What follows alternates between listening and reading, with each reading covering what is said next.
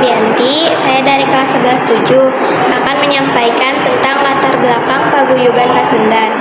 Paguyuban Pasundan adalah sebuah organisasi etnis orang-orang Sunda yang lahir dan didirikan di Batavia atau yang sekarang dikenal sebagai Kota Jakarta.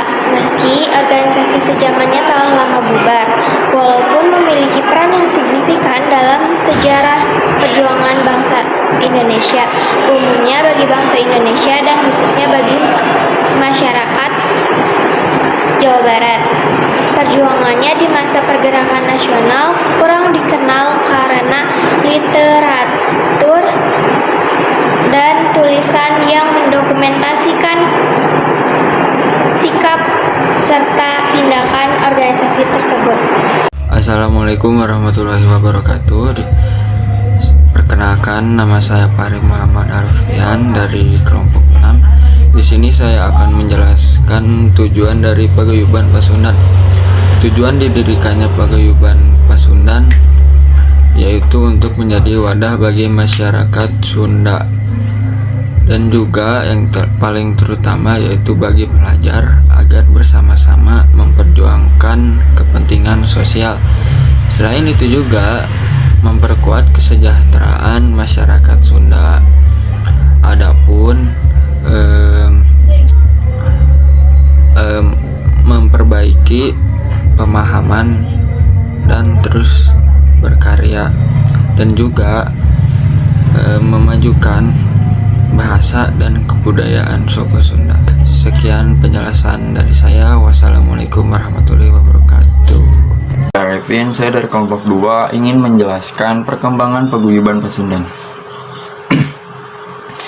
Paguyuban Pasundan berdiri berdasarkan etnis, kebudayaan, dan suku.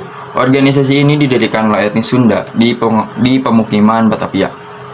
Organisasi ini terlibat dalam berbagai bidang seperti bidang pendidikan, ekonomi, sosial, dan politik.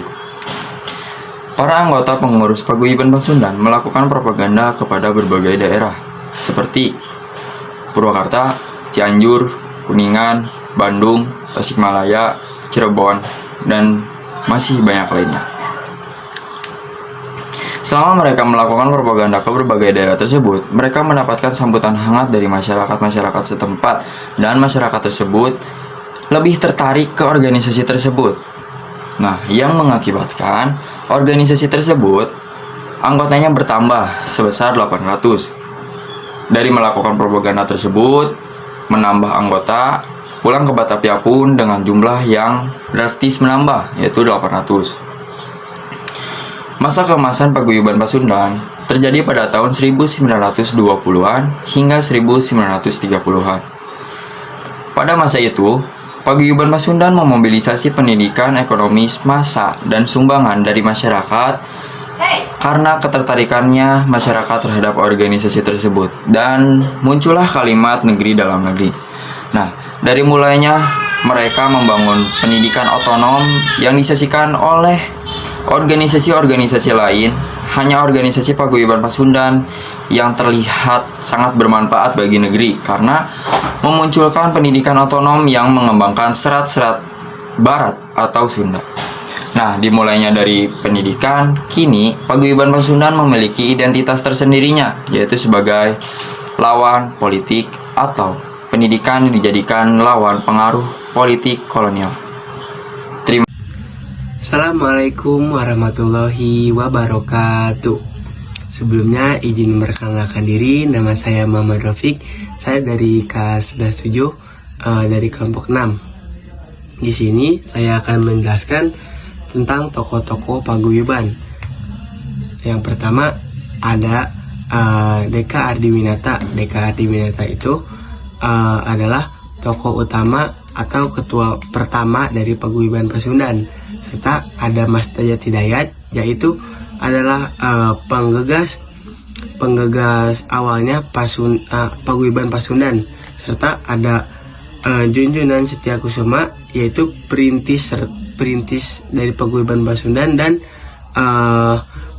menginisiasi musyawarah di Stopia.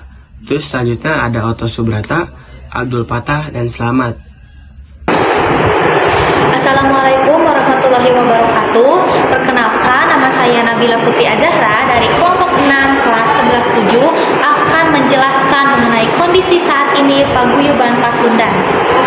Jadi pada tahun 1942, pada masa pemerintah Jepang, mulai banyak organisasi masyarakat termasuk Paguyuban Pasundan yang dibubarkan secara resmi dan formal oleh pemerintah Jepang karena kontrol sosial dan politik. Dibubarkan di sini adalah seperti mati suri atau tidak aktif selama masa kependudukan Jepang. Lalu pada tahun 1947 Paguyuban Pasundan mulai dibangkitkan kembali oleh beberapa tokoh seperti Muhammad Enoch yang mencoba membangkitkan Paguyuban Pasundan di Yogyakarta. Lalu pada tahun 1949 Paguyuban Pasundan dibangkitkan kembali dengan nama PARKI atau Partai Kebangsaan Republik Indonesia. Lalu pada tahun 1959 Paguyuban Pasundan ini dibangkitkan kembali dari yang PARKI menjadi nama Pasundan. Jadi organisasi Paguyuban Pasundan ini mencoba tetap relevan di kondisi saat ini atau di zaman modern.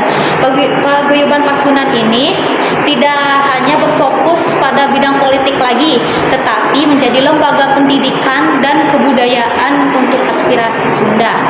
Lalu ada beberapa contoh yang masih terjaga sampai saat ini mengenai Paguyuban Pasundan, yaitu seperti Universitas Pasundan, yaitu pendidikan tinggi swasta sekaligus menjadi payung besar Paguyuban Pasundan.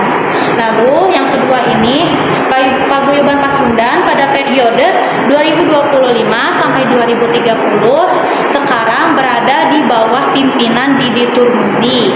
Lalu yang terakhir ada beberapa unit organisasi Paguyuban Pasundan seperti Yayasan Kesejahteraan, lalu ada Yayasan Pendidikan Dasar dan Menengah, dan yang terakhir ada Yayasan Pendidikan Tinggi.